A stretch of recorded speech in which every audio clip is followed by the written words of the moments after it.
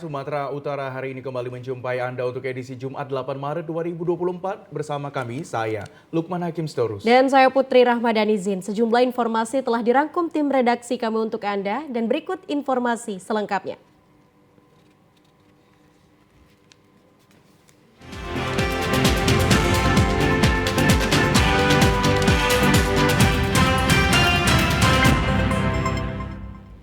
Saudara, menjelang masuknya bulan suci Ramadan, harga gula pasir, minyak goreng, telur ayam ras, dan beras ketan mulai naik di pasar tradisional Labuhan Batu Selatan.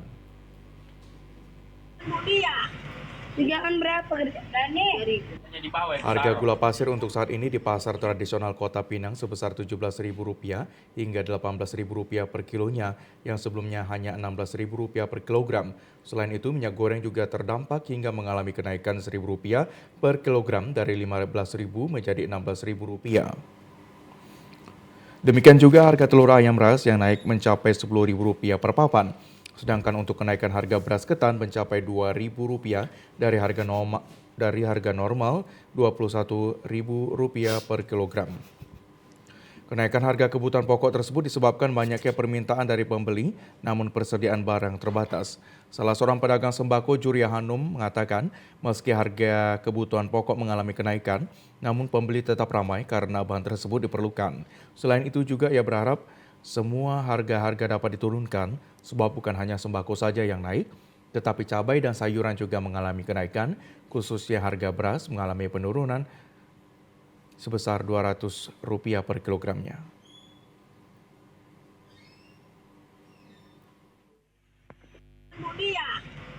Gula putih, ya, telur, ya, minyak makan, ya. beras pulut. Sebagai pedagang harapannya diturunkanlah harga semuanya pula. Bukan sembako aja yang naik, ya. Cabai-cabai pun sayur-sayuran naik juga semua. Ya. Jadi dengan harga normal lah gitu, ya? Iya, diturunkanlah harga seperti biasa normal gitulah. Oke. Pemirsa, menjelang bulan puasa Ramadan, harga ayam potong di wilayah Kota Pematang Siantar dan Kabupaten Simalungun dari sejak 5 hari lalu mulai mengalami kenaikan hingga mencapai Rp39.000 per kilogramnya. Harga ayam potong sejak 5 hari terakhir ini mengalami kenaikan menjadi Rp39.000 per kilogram. Hal ini menjadikan omset pedagang ayam potong mengalami penurunan akibat berkurangnya daya beli masyarakat terhadap ayam potong. Pedagang ayam potong yang berjualan di pusat pasar Horas Kota Pematang Siantar, Darzi, menyebutkan naiknya harga ayam potong ini terjadi akibat berkurangnya pasokan stok ayam potong yang ada. Sehingga untuk mendapatkan ayam potong yang untuk dijual, para pedagang terpaksa membayar lebih tinggi dari harga biasanya kepada agen yang menjadikan para pedagang ayam potong ini juga harus menaikkan harga kepada pembeli.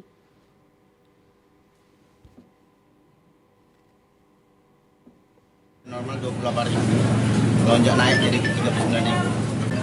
Pengaruhnya ya berkurang lah peminat pembeli. Dalam puasa banyak kebutuhan lain, penangkapan berkurang, daya pembeli itu berkurang juga, banyak sih dampaknya. Sementara naiknya harga ayam potong ini diikuti dengan naiknya harga kebutuhan pokok lainnya secara perlahan seperti cabai merah, bawang merah, dan lainnya.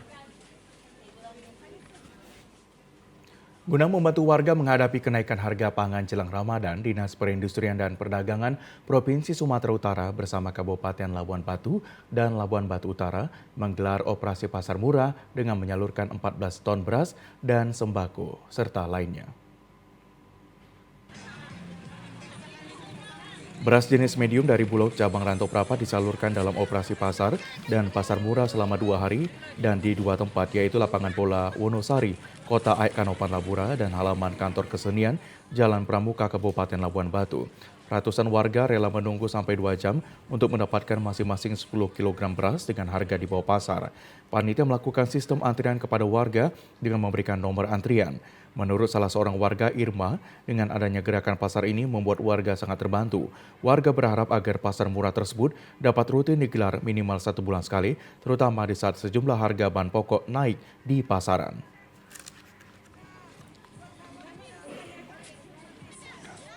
Gula, beras gitu. Jadi harga sendiri bagaimana tadi? Jadi satu sak beras 5 kilo 53.000 Bang. Harga di pasar luar? Nah harga di pasaran kira-kira 60 atau 70-an gitu. Jauh ya dari Iya. pasar ya. Ya harapannya terus aja lah jalan pasar murah ini biar terbantu kami mama-mama ini. Karena kalau ada pasar murah kan kami kan otomatis belanjanya pun berkurang pengeluaran gitu. Kadis Ketahanan Hambang Lambura mengatakan harga beras per 5 kg Rp53.000, gula per 1 kg Rp16.000, telur Rp48.000 per papan, sirup Rp19.000 per botol, dan minyak goreng Rp13.500 per liter.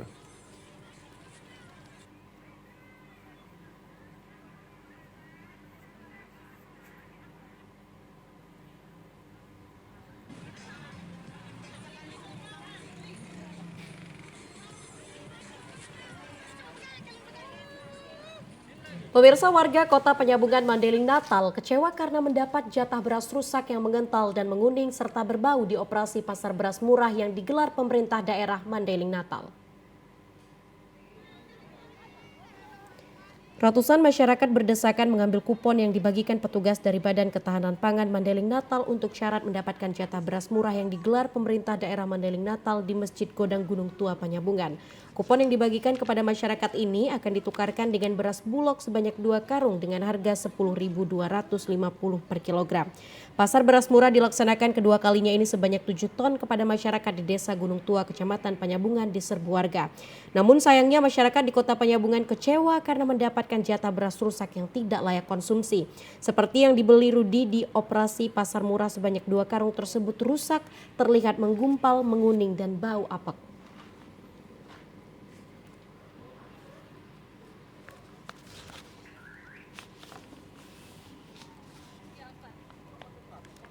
Kalau misalnya Udah kalau bagus, udah ada gratis ya nggak fotonya. apa-apa kan, nggak komplain. Tapi kalau ini yang bayar ya komplain lah ya kan. Ada sebagian yang mengeras, keras gitu dia. Mengeras warna biru, warna kuning, warna merah, itulah di situ. Itulah makanya aku pening itu. Yang tahu warna beras yang putihnya semua kan. Artinya nggak layak lagi. Nggak untuk layak dipakai itu, yang nggak konsumsi. Nanti jadi penyakit. Badan Ketahanan Pangan Mandailing Natal Taufik Zulhendra Ritonga mengatakan beras yang rusak yang ditemukan warga tersebut rusak karena basah saat mendistribusian beras dari kantor Bulog ke Mandailing Natal. Saat di tengah jalan hujan turun dan tenda mobil transportasi beras bocor yang menyebabkan beras basah dan membuat beras mengumpal, menguning dan juga berbau. Dalam pembagian beras murah kepada masyarakat di Mandailing Natal bertujuan untuk mengimplementasikan harga beras di pasaran yang saat ini mengalami kenaikan hingga mencapai Rp15.000 per kilogram. Sehingga ada beberapa karung yang kita anggap memang dia kena air, basah, dan itu memang kita asingkan. Kita coba menyampaikan kepada masyarakat ini sebagian basah, tidak apa-apa. Hanya saja yang sifatnya sudah berubah warna, dari tadinya putih, warna beras kita, ada menguning, itu kita tidak jual. Harga berbagai jenis ikan laut di pasar tradisional Pasar Baru Penyambungan Kabupaten Mandailing Natal relatif normal, sedangkan stok para pedagang ikan melimpah. Menjelang bulan suci Ramadan, harga ikan laut di pasar tradisional Pasar Baru Penyambungan Mandailing Natal relatif normal. Seperti ikan tongkol, kakap, gambulu dijual di kisaran harga Rp30.000 hingga Rp50.000 per kilogram. Sementara udang kelong dan udang manis dijual di kisaran Rp80.000 hingga Rp100.000 per kilogram. Sedangkan stok para pedagang di Pasar Baru Penyambungan di Kota Sibolga dan Pantai Barat Mandailing Natal ini masih melimpah meski cuaca tidak menentu. Menurut pedagang, kenaikan harga ikan laut biasanya terjadi pada saat bulan suci Ramadan karena permintaan konsumen meningkat, ditambah karena cuaca ekstrim yang membuat para nelayan tidak melaut. Kalau harga ikan ini nggak tentu, kadang naik, kadang turun. Rata-rata ke bang, yang naik ada nggak? Yang mana yang naik saat ini bang? Kalau ikan ini nggak tertentukan, kadang naik harganya itu, kadang terang bulan, kadang badai. Tergantung apanya juga, ikannya apa yang memang kadang, hanya naik itu naik. Itu kan kita masih stabil kan? Iya, stabil. Polres Serdang Bedagai dipimpin Wakapolres Sergai Kompol Damose Aritonang memusnahkan barang bukti narkoba jenis sabu-sabu seberat 2,7 kg. Sebanyak 12 bungkus yang berasal dari tersangka Jafarudin alias Din yang berasal dari jaringan narkoba asal Aceh. Kegiatan pemusnahan barang bukti sabu-sabu seberat 2,7 kg berasal dari jaringan Aceh yang diungkap oleh Sat Narkoba Polres Sergai beberapa minggu yang lalu, di mana ada 12 bungkus narkoba jenis sabu-sabu seberat 2,7 kg untuk dimusnahkan. Penata Husna dari Bit Lab 4 Poldasu mengambil sampel dari tiap bungkus untuk diuji keaslian narkoba jenis sabu-sabu dengan cairan kimia. Seluruh barang bukti narkoba jenis sabu-sabu direbus dengan air. Setelah mencair, narkoba jenis sabu-sabu dibuang ke dalam kloset, sedangkan bungkusan plastik tempat sabu-sabu dibakar. Pasal 114 ayat 2, 112 ayat 2 dengan ancaman hukuman di atas 15 tahun. Perbuatan terduga pelaku melanggar hukum, maka terduga pelaku akan dijerat pasal 114 ayat 2 subpasal 112 ayat 2 dari UU RI nomor 35 tahun 2009 tentang narkotika. Tersangka Jafaruddin alias Din tertangkap tangan memiliki, menguasai atau menjadi peranata dalam jual beli narkotika golongan 1 jenis sabu dengan ancaman pidana penjara di atas 15 tahun. Cabang Kejaksaan Negeri Deli Serdang di Labuan Deli, Sumatera Utara memusnahkan barang bukti dari 130 perkara. Dalam pemusnahan periode pertama tahun ini, petugas memusnahkan 887,2 gram sabu-sabu dan 491,5 gram ganja senilai 900 juta rupiah. Pemusnahan barang bukti sudah memiliki kekuatan hukum tetap dilaksanakan di halaman kantor Kejaksaan Negeri Deli Serdang, Labuan Deli, kecamatan di kawasan Jalan Titi Pahlawan, Kota Medan. Barang bukti berupa pakaian, tas serta beberapa karton oli palsu serta 491,5 gram ganja dimusnahkan dengan cara dibakar. Sementara pemusnahan barang bukti berupa 887,2 gram sabu senilai 900 juta rupiah dimusnahkan dengan cara di blender. Kepala Cabang Kejaksaan Negeri Deli Serdang di Labuan Deli, Hamonangan Parsaulian, mengatakan pemusnahan barang bukti dari sejumlah perkara telah berkekuatan hukum tetap. Terdapat 150 orang tersangka dalam 130 perkara yang dimusnahkan. Kalau dari jumlahnya kita melihat 887,2 gram, sehingga nilai kalau kita totalkan biasanya itu 800, lebih kurang 800-an juta sampai 900 juta. Untuk kasus narkotika peningkatannya di setiap tempat biasanya memang tetap selalu ada. Nah, untuk itu juga kita bersama bersinergi dengan kepolisian dan juga dengan rutan berusaha untuk bagaimana mensosialisasikan ini agar bisa nantinya ini bisa mengalami penurunan. Kedepannya pihak Kejaksaan bersama aparat kepolisian Polsek Medan Labuhan beserta Kepala Rutan Kelas 2 Labuan Deli dan instansi terkait akan meningkatkan kolaborasi menekan perkara narkotika yang menonjol pada awal tahun 2024 ini. Puluhan pemuda dan remaja masjid yang berada di Kecamatan Selepan, Kabupaten Langkat kemarin sore menggelar aksi demo tuntut segera tutup lokasi hiburan malam yang sudah sangat meresahkan masyarakat. Kita mulai. Aksi demo ini dilakukan tepat di depan lokasi hiburan yang disinyalir merupakan sebagai ajang prostitusi dan tempat peredaran narkoba. Aksi puluhan pemuda dan remaja masjid yang tergabung dalam BKPRMI ini didukung oleh aparat kepolisian sektor Brandan, Camat Selepan dan Camat Babalan selaku pemerintahan.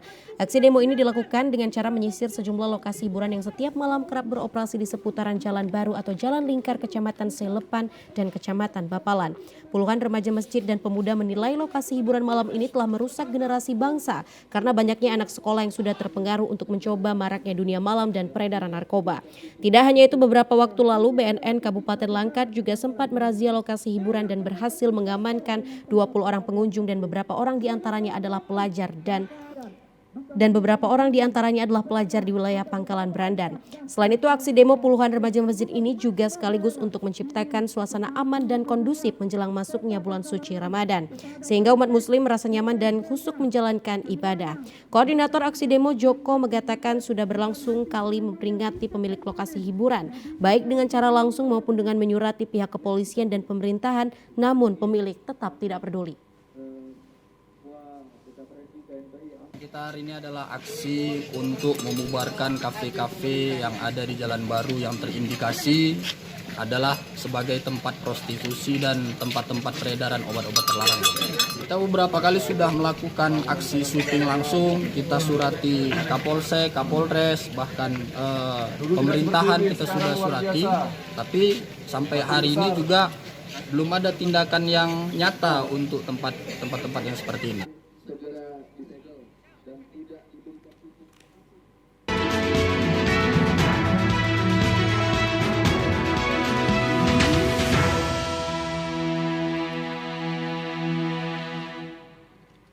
Pemirsa, kita beralih ke informasi lainnya. Akibat petugas anggota PPK kurang menguasai dan memahami pengisian formulir C, hasil rekapitulasi perhitungan hasil perolehan suara di tingkat kecamatan, pelaksanaan rapat pleno rekapitulasi di tingkat kabupaten bertambah 1 hari dari jadwal yang ditetapkan.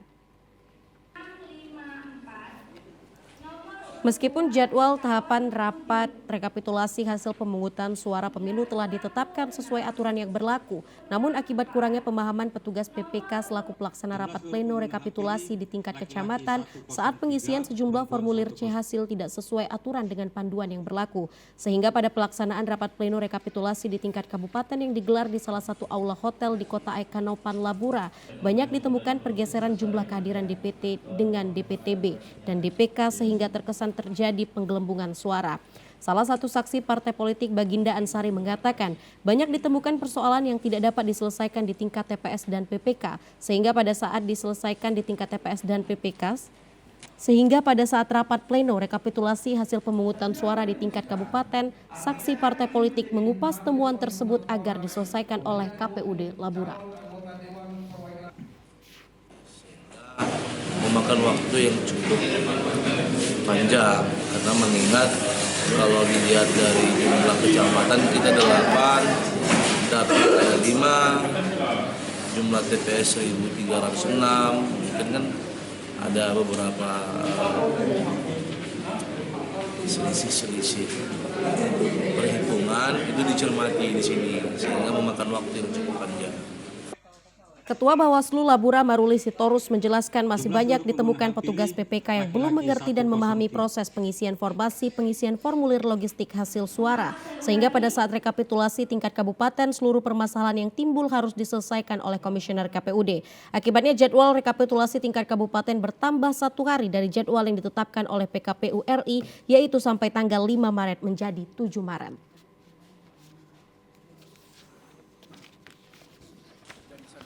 Masih kita temukan banyak anggota KPPS itu belum memahami secara betul menguasai tentang bagaimana pengisian formulir, terutama pengisian hasil, sehingga banyak ditemukan kejadian bahwa anggota KPPS salah memindahkan hasil ke dalam C hasil C salinan yang diberikan kepada para saksi. Tingkat partisipasi masyarakat pada pemilu 14 Februari 2024 lalu di Serdang Bedagai mencapai 78,7%. Pencapaian tersebut jika mengacu pada target KPU RI di kabupaten kota mencapai 85% tentunya belum tercapai dikarenakan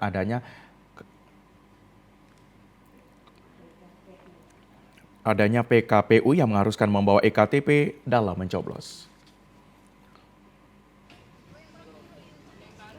KPU Serdang Bedagai telah menyampaikan tingkat partisipasi masyarakat dalam kepemiluan ini mencapai 78,7%. Dengan pencapaian itu tentunya masih belum mencapai target KPU RI untuk kabupaten kota merujuk pada kepemiluan 2019 yang lalu mencapai 85%.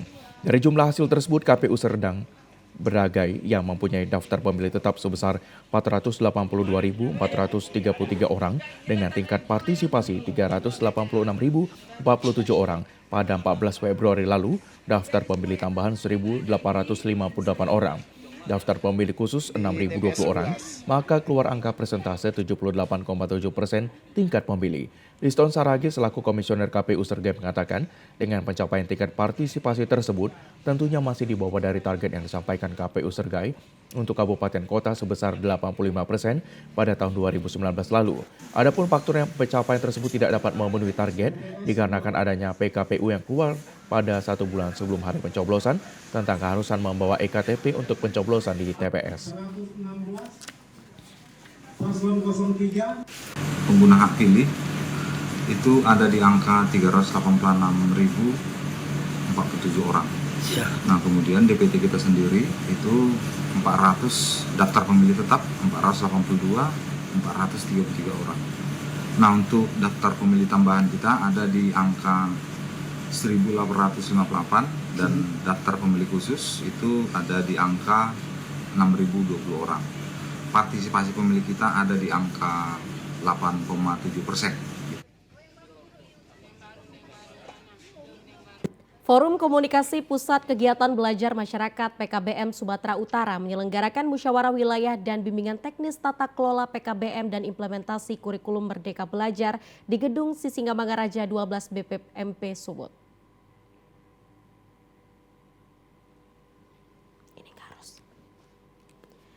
Forum Komunikasi Pusat Kegiatan Belajar Masyarakat Sumut adalah wadah bagi para pengelola PKBM untuk bersilaturahmi dan koordinasi untuk peningkatan kapasitas pengelolaan PKBM sehingga penyelenggaraan pendidikan nonformal bisa lebih berkualitas. Peningkatan kualitas dilakukan sebagai upaya untuk memenuhi hak peserta didik dalam mendapatkan layanan pendidikan yang baik. Terkait dengan musyawarah wilayah merupakan agenda organisasi untuk pemilihan pengurus baru yang dilaksanakan 5 tahun sekali. Pada muswil yang berlangsung terpilih Ketua DPW Forum Komunikasi PKBM Sumut, Manahan Sitanggang. Ketua terpilih berharap PKBM menjadi pusat informasi dan pembinaan terhadap lembaga PKBM yang ada di Sumut melalui BIMTEK yang dilakukan untuk meningkatkan peran PKBM bagi masyarakat.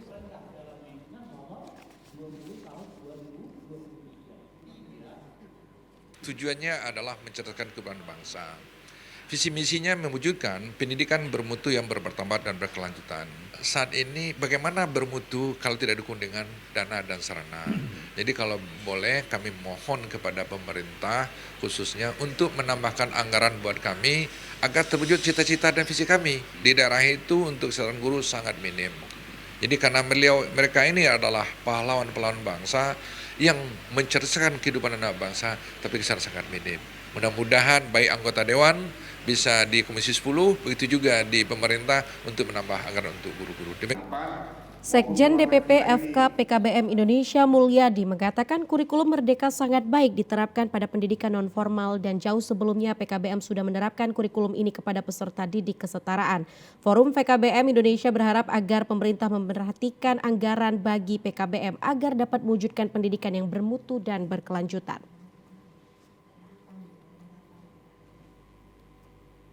Harapan saya ke depan bahwa FKPKBM ini ke depan akan menjadi pusat informasi atau pusat pembinaan terhadap lembaga-lembaga PKBM yang ada di Sumatera Utara.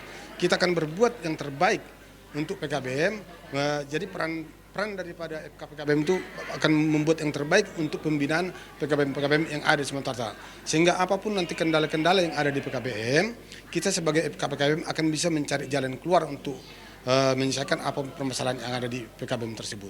Perannya untuk kepentingan masyarakat itu akan kita tingkatkan nanti. Itulah peran PKBM nanti ke depan melakukan pembinaan-pembinaan terhadap PKBM nantinya. Materi BIMTEK yang disampaikan pengelolaan PKBM berkualitas oleh Mulyadi dari Sekjen DPP FK PKBM, transformasi pendidikan kesetaraan di era Merdeka Belajar dari Kemendikbudristek, penguatan Dapodik Lembaga PKBM oleh Ketua DPP Asosiasi Pengelolaan Data Kependidikan Indonesia dan implementasi Merdeka Belajar pada pendidikan kesetaraan. Di akhir acara dilakukan deklarasi gerakan bersama sukseskan Merdeka Belajar di Satuan Pendidikan PKBM. Dalam rangka menyambut bulan suci Ramadan 1445 Hijriah, Putri almarhum Haji Musa Nipsah berkunjung ke pesantren Al-Manar sekaligus memberikan zakat dan sedekah di pesantren tersebut. Pemberian zakat dan sedekah di pesantren Al-Manar Jalan Karya Bakti Pangkalan Masur Medan pagi tadi diserahkan secara simbolis dari Zainura binti Haji Musa Nipsah kepada pimpinan pesantren Al-Manar Profesor Haji Muhammad Hasbala Taib. Zainura binti Haji Musa Nipsah mengatakan kegiatan ini merupakan salah satu rukun Islam dan sebagai tiang syariat Islam, serta kewajiban setiap muslim yang telah memenuhi syarat tertentu untuk membantu sesama umat muslim lainnya. Dikatakan pemberian ini melanjutkan apa yang telah dilakukan oleh orang tua mereka semasa hidup dan juga akan dilaksanakan secara berkelanjutan di tempat yang lain.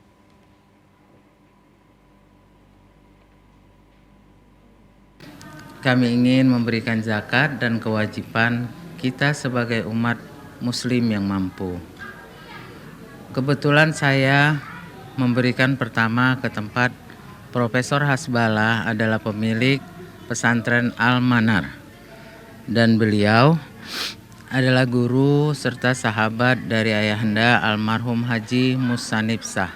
Pemberian ini melanjutkan dari apa yang telah dilakukan oleh orang tua saya semasa hidupnya.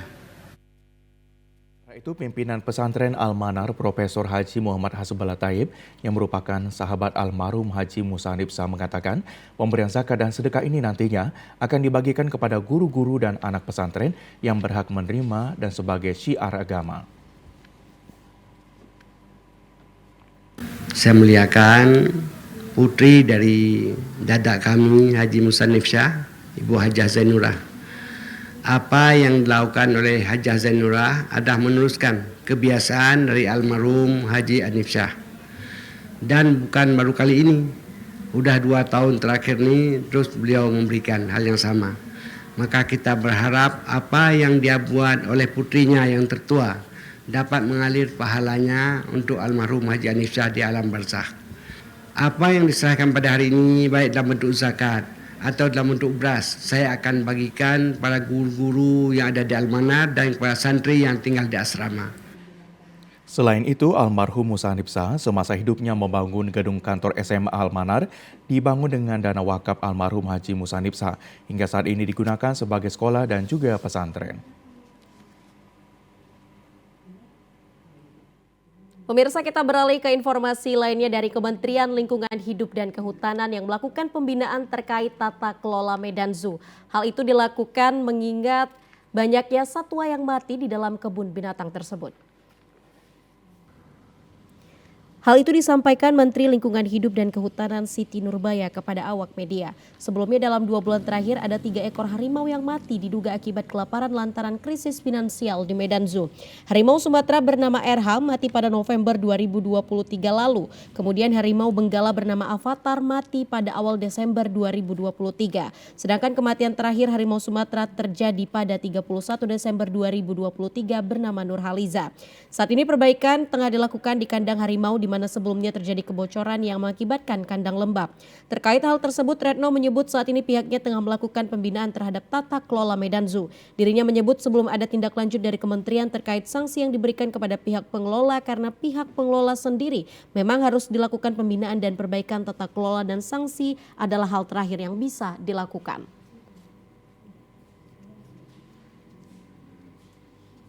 Jadi kebun binatang Medan Zoo-nya ini sedang kita dampingi dan sebetulnya sebelum heboh di media kita sudah dampingi. Kalau di pemerintah yang disebut pengawasan itu namanya Minawas, pembinaan dan pengawasan. Jadi kalau masih bisa dibina dulu, jangan apa-apa disanksi. Kalau pemerintah posisinya seperti itu. Sekarang Medan Zoo sedang dalam tahap pembinaan. Demi menjaga ekosistem harimau Sumatera di hutan, Kementerian Lingkungan Hidup dan Kehutanan melepas liarkan 2 spesies harimau Sumatera di kawasan Taman Nasional Gedung Loser. Dalam pelepas liaran ini disaksikan langsung Menteri LHK Siti Nurbaya. Menteri LHK Siti Nurbaya mengatakan dilepasnya 2 harimau tersebut di kawasan Taman Nasional Gunung Lesor karena tempat itu merupakan tempat habitat harimau Sumatera. Selain itu, harimau merupakan spesies yang menjadi perhatian internasional karena merupakan satwa karismatik yang sering disebut flagship species. Selain itu, harimau setidaknya Kementerian Lingkungan Hidup dan Kehutanan dalam kurun waktu 8 tahun belakangan sudah melepas liarkan sebanyak 500.000 ekor satwa mulai dari burung, anak penyu, lumba-lumba, dan orangutan. Diharapkan dengan dilepas liarkan 2 harimau Sumatera ini bisa menambah ekosistem satwa harimau yang kian hari populasinya menurun.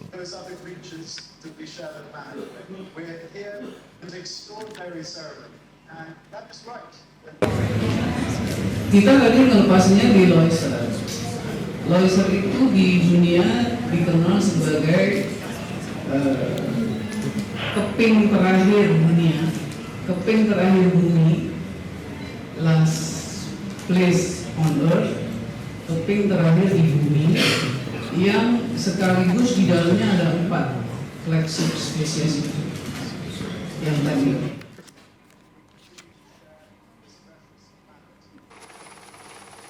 Polsek Patumbak menjelaskan kronologi detik-detik terjadinya peristiwa kecelakaan antara mobil pribadi dengan truk yang menewaskan seorang ASN asal Kabupaten Labuhan Batu Utara. Polisi menyebut diduga sang sopir mobil pribadi mengantuk karena perjalanan jauh dari Labura menuju Kota Medan.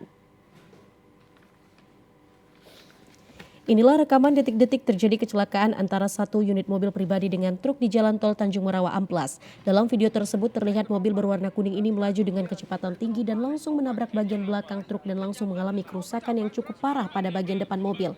Akibatnya satu orang penumpang di bagian depan meninggal dan dua orang lainnya termasuk supir mengalami luka yang cukup serius. Kapolsek Patumbak Kompol Faidir Caniago mengatakan bahwa para korban merupakan warga Kabupaten Labuhan Batu Utara. Faidir menyebut penyebab kecelakaan tersebut diduga akibat sang sopir mobil pribadi kelelahan dan mengantuk akibat perjalanan panjang dari Labura menuju Kota Medan. Karena terlalu kencang, ya mungkin terlalu kencang tidak bisa dikemudikan oleh supir mobil Honda tersebut sehingga menabrak dari belakang. Sehingga mobil Honda Agria tersebut terpelanting dan sehingga korban yang ada di atas termasuk supir yang dikemudikan oleh perempuan 3 yaitu satu meninggal yang di samping supir, yang 2 orang lagi dirawat di Rumah Sakit Mitra Medika. Polisi menghimbau kepada masyarakat yang melakukan perjalanan jauh menggunakan mobil atau motor agar selalu waspada dalam berkendara dan jika dirasa lelah diwajibkan untuk beristirahat sejenak. Naik Kenopan, berarti ngantuk dia nih dari Kenopan, naik Kenopan. Dia pecah ban, Pak. Oh, pecah ban terus nabrak pembatas jalan. Oh, pembatas. Harapan keluarga korban kecelakaan beberapa hari yang lalu di perlintasan tanpa palang pintu kepada Pemko Tebing Tinggi serta PT KAI agar kiranya didirikan pos jaga demi antisipasi terjadinya kecelakaan terulang kembali. Hal tersebut disampaikan Suharyanto yang sekaligus paman dari salah seorang korban tabrakan di perlintasan kereta api tanpa palang pintu. Perlintasan tanpa palang pengaman di Jalan Pulau Belitung sudah kerap kali memakan korban. Peristiwa bermula ketika mobil akan menyeberang di perlintasan kereta api tanpa palang di Jalan Pulau Belitung, Kelurahan Persiaka, Kecamatan Padang Hulu, Tebing Tinggi. Di saat bersamaan datang serangkaian kereta api penumpang Siantar Express dari arah Pematang Siantar menuju stasiun Tebing Tinggi dan menabrak mobil. Akibat tabrakan itu 2 penumpang luka berat karena terjepit kabin mobil dan akhirnya dinyatakan meninggal dunia. Setelah dievakuasi ke rumah sakit, kedua korban saat ini sudah dikebumikan oleh pihak keluarga. Saya meminta kepada pihak Pemko Tebing Tinggi ya, tolong kalau tidak digunakan itu palang tolong dibongkar pos. Karena pos itu mengganggu penglihatan. Ya, penglihatan kita waktu lewat itu mengganggu penglihatan kita. Makanya sering terjadi kecelakaan di situ. Ia berharap kepada pemerintah Kota Tebing Tinggi serta PT KAI untuk mengaktifkan kembali pos penjagaan yang ada di samping rel agar tidak menimbulkan korban jiwa. Harapan keluarga korban kecelakaan beberapa hari lalu di perlintasan tanpa palang pintu kepada Pemko Tebing Tinggi serta PT KAI agar kiranya kita beralih ke informasi selanjutnya, saudara. Diduga akibat kompor meledak saat memasak, sebuah warung kopi di Kelurahan Pekan Labuan, Kota Medan, Sumatera Utara pada Jumat dini hari terbakar. Tidak ada korban jiwa dalam peristiwa ini, namun warga sempat panik karena lokasi kebakaran berdekatan dengan rumah sakit. Dekat rumah sakit Labuan. Sebuah warung kopi yang berada di Jalan Yosudarso, Kelurahan Pekan Labuan, Kecamatan Medan Labuan, Kota Medan, Jumat dini hari tadi terbakar. Diduga api berasal dari selang kompor gas yang bocor hingga meledak di dapur. Saat para pekerja memasak air sempat membuat kopi. Ani, pemilik warung kopi, mengatakan peristiwa kebakaran itu begitu cepat terjadi saat warung telah tutup.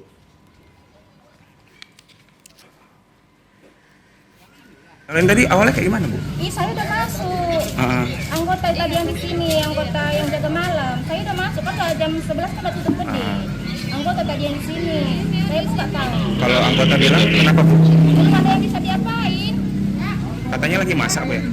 Itunya nggak tahu saya pastinya ini. Berapa, Bu? 41. Api berhasil dipadamkan setelah 4 unit mobil pemadam kebakaran dari Pemko Medan turun ke lokasi kebakaran. Tidak ada korban jiwa dalam peristiwa kebakaran yang menghanguskan dapur tersebut, namun kerugian ditaksir mencapai puluhan juta rupiah. Pemirsa, keluarga Neliati penderita penyakit langka di Desa Simbolon, Kecamatan Padang Bola, Kabupaten Padang Lawas Utara, Sumatera Utara, merasa terharu mendapat bantuan dan pengobatan gratis dari pemerintah daerah. Keluarga Neliati Harahap merasa terharu saat menerima bantuan. Neliati Harahap saat ini tinggal di Desa Simbolon, Kecamatan Padang Bola bersama adiknya yang mengalami lumpuh, sementara ibunya sedang mengurus ayahnya yang sedang dirawat di Rumah Sakit Umum Daerah Adamalik, Kota Medan, didiagnosa komplikasi lambung dan stroke ringan. Kapolres Tapanuli Selatan menggelar doa bersama masyarakat desa di rumah Neliati untuk memohon kepada Allah agar keluarga Neliati disembuhkan dari penyakit. Pejabat Bupati Padang Lawas Utara, Patuan Rahmat Syukur, akan memerintahkan Dinas Kesehatan agar selalu memantau kondisi kesehatan Neliati. Kita akan tetap memonitor perkembangan kesehatan yang bersangkutan. Saya sudah perintahkan Bu Kadis Kesehatan untuk tetap melakukan pengawasan terhadap masyarakat kita yang mengalami penyakit tersebut. Kalau memang perlu dirujuk, kita akan rujuk nanti ke Medan.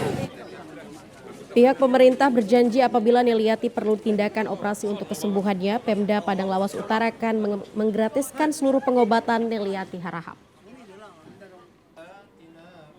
Berbagai jenis mode dan merek sepatu bermunculan dalam persaingan bisnis sepatu lokal di tanah air.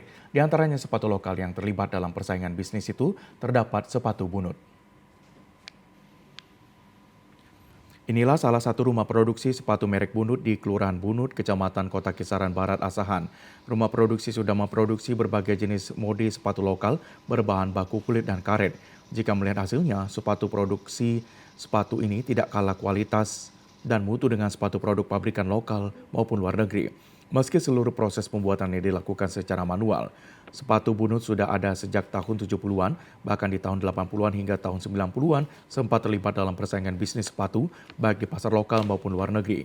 Namun sangat disayangkan seiring waktu, tepatnya tahun 2000-an, nama besar produk sepatu itu meredup dengan tutup pabrik pembuatannya. Masih adanya produksi sepatu itu hingga saat ini karena lahirnya pemikiran sejumlah mantan karyawan pabrik menjadikannya sepatu itu produk kerajinan rumah tangga turun-temurun. Menurut Jupri, salah seorang pengrajin sepatu Bunut, kondisi penjualan sepatu tersebut saat ini merosot hingga 50% bila dibanding beberapa tahun sebelumnya. Tidak hanya disebabkan mewabahnya COVID-19, juga disebabkan banyaknya produksi sepatu lokal dari luar daerah yang juga menggunakan brand atau nama sepatu tersebut. Mulai dari kopi semalam merosot kali lah bang, apalagi masuk barang-barang dari luar itu kan, barang udah mirip sama punya kita itu. Oh, ada yang menyerupai Bunut iya, itu? Macam cap dalamnya semua udah pakai bunut semua. Itu, jadi kami punya udah yang pengrajin lokalan ini ya kemana? Mereka yang punya duit dan gitu kan. Saat ini pengrajin sepatu Bunut hanya bisa berharap agar kondisi yang mereka alami segera mendapat perhatian dan solusi dari pemerintah. Pemirsa, berikut informasi perakiraan cuaca di sejumlah daerah di Sumatera Utara dari Badan Meteorologi, Klimatologi, dan Geofisika Wilayah 1 Medan yang berlaku pada esok hari Sabtu 9 Maret 2024. Halo Sobat BMKG, berjumpa kembali bersama saya Marta Manurung, perakirawan cuaca Balai Besar MKG Wilayah 1 yang akan menyampaikan informasi perakiraan cuaca dan hotspot Provinsi Sumatera Utara untuk hari Sabtu 9 Maret 2024. Pada pagi hari, wilayah Sumatera Utara diperkirakan berpotensi hujan ringan di wilayah Madinah, Nias Selatan, Nias Barat, dan Gunung Sitoli. Untuk siang hingga sore hari, berpotensi hujan ringan hingga lebat di sebagian wilayah Sumatera Utara, di mana potensi hujan lebat terjadi di Pakpak Barat, Tapanuli Tengah, Tapanuli Utara, Tapanuli Selatan, Dairi, Humbahas, Madinah, dan Karo. Untuk malam hari masih berpotensi hujan ringan hingga lebat di sebagian wilayah Sumatera Utara, di mana potensi hujan lebat terjadi di Madinah, Tapanuli Selatan, dan Tapanuli Tengah. Serta untuk dini hari diperkirakan berawan di seluruh wilayah Sumatera Utara dengan suhu udara 16 hingga 33 derajat Celcius dan kelembapan udara 60 hingga 95%. Arah angin bertiup dari barat laut hingga timur laut dengan kecepatan angin 10 hingga 30 km per jam. Pada tanggal 7 Maret 2024 terpantau tidak ada titik panas di wilayah Sumatera Utara. Kami tetap menghimbau kepada masyarakat agar tetap waspada akan potensi hujan lebat yang dapat disertai petir dan kencang di wilayah lereng barat, pantai barat, dan lereng timur Sumatera Utara yang dapat berpotensi mengakibatkan banjir ataupun longsor. Demikianlah informasi perakiraan cuaca dan hotspot yang dapat kami sampaikan. Semoga bermanfaat bagi Sobat BMKG semuanya. Terima kasih dan sampai jumpa. Informasi tadi mengakhiri jumpa kita di Sumatera Utara hari ini. Mewakili kerabat kerja yang bertugas, saya Lukman Hakim Storus. Dan saya Putri Rahmadanizin. Terima kasih atas perhatian Anda. Selamat sore dan sampai jumpa.